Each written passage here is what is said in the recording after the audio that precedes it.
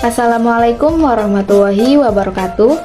Saya Nur Utami Maulida Elvandi, nomor absen 29, kelas 11 MIPA 1 akan mempresentasikan tentang sistem regulasi manusia. Yang pertama yaitu sel saraf atau neuron. Sel saraf merupakan sel yang mengantar impuls listrik ke tubuh kita. Otak kita terdiri dari sekitar 86 miliar sel saraf yang bekerja sama menerima atau mengantar impuls dari otak ke bagian tubuh yang lainnya. Struktur saraf. Yang pertama, ada akson. Bagian ini bertanggung jawab dalam transmisi impuls listrik dari satu sel saraf ke sel saraf berikutnya. Yang kedua, dendrit. Struktur yang bertanggung jawab dalam menerima impuls dari sel saraf lainnya dari organ maupun otot ataupun dari otak. Impuls listrik ini akan bergerak dari dendrit melalui badan sel. Yang ketiga, ada nukleus. Nukleus adalah suatu organel yang berisi material genetik yang berfungsi untuk mengatur perkembangan dan pertumbuhan dari sistem saraf. Yang keempat, ada selubung mielin, berfungsi untuk membantu dalam menciptakan impuls listrik yang melewati sel saraf. Bagaimana sel saraf bekerja? Melalui suatu mekanisme yang kompleks, otak kita membentuk sesuatu yang bernama potensial aksi dan meneruskannya sepanjang sel yang bertanggung jawab untuk menggerakkan jempol misalnya. Di dalam saraf terdapat beberapa kabel, dan di dalam kabel-kabel ini terdapat sel saraf. Di antara sel saraf ke sel saraf berikutnya ada celah yang bernama sinaps. Jadi, potensial aksi yang merupakan sel listrik akan diterima oleh dendrit di sel saraf pertama, diteruskannya melalui tubuhnya dan mencapai akson. Listrik tersebut akan ditransfer ke sel saraf berikutnya, sampai akhirnya sel saraf terakhir mengantarkan sel listrik ke otot yang bertanggung jawab dalam menggerakkan jempol. Alhasil, jempol pun dapat digerakkan. Sistem koordinasi tubuh yang kedua yaitu sistem endokrin. Tubuh kita juga diatur oleh sistem endokrin. Sistem endokrin mengatur aktivitas tubuh dengan cara menyekresikan senyawa kimia yang disebut hormon. Hormon bekerja sama dengan sel saraf yang berfungsi untuk mengatur pertumbuhan, keseimbangan internal, dan tingkah laku. Sistem koordinasi yang ketiga yaitu sistem indera, dibangun oleh mata, hidung, lidah, telinga, dan kulit. Yang pertama, mata. Mata merupakan indera pelihat. Mekanisme melihat adalah sebagai berikut.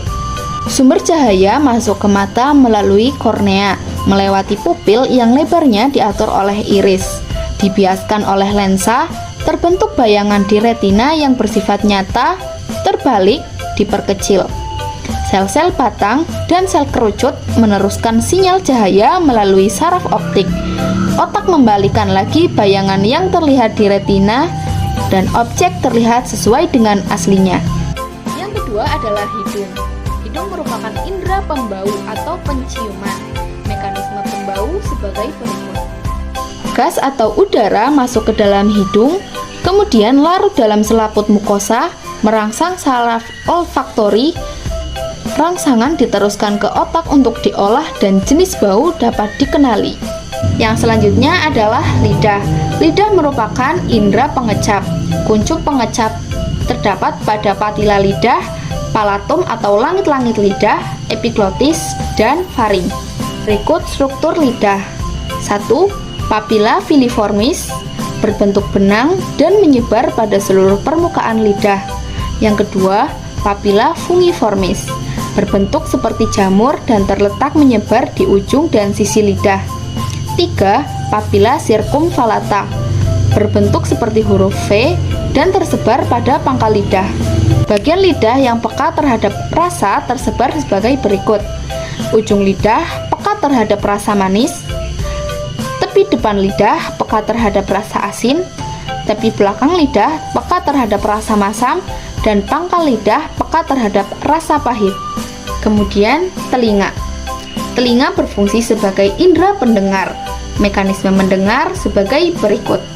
Adanya gelombang suara, ditangkap oleh daun telinga, kemudian diteruskan ke lubang dan saluran telinga, menggetarkan gendang telinga, diteruskan ke tulang-tulang pendengaran, kemudian ke rumah siput, dan pada rumah siput terdapat saraf-saraf pendengaran, kemudian dilanjutkan ke otak, sehingga bunyi dapat terdengar.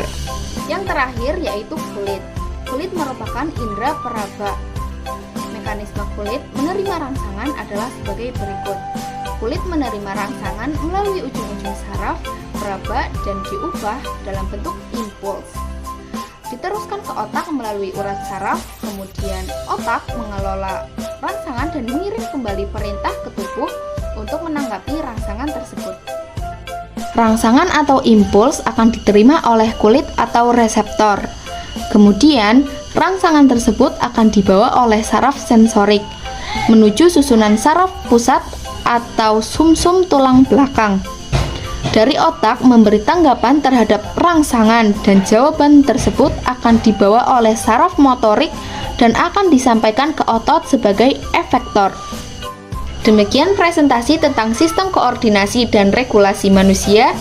Terima kasih. Wassalamualaikum warahmatullahi wabarakatuh.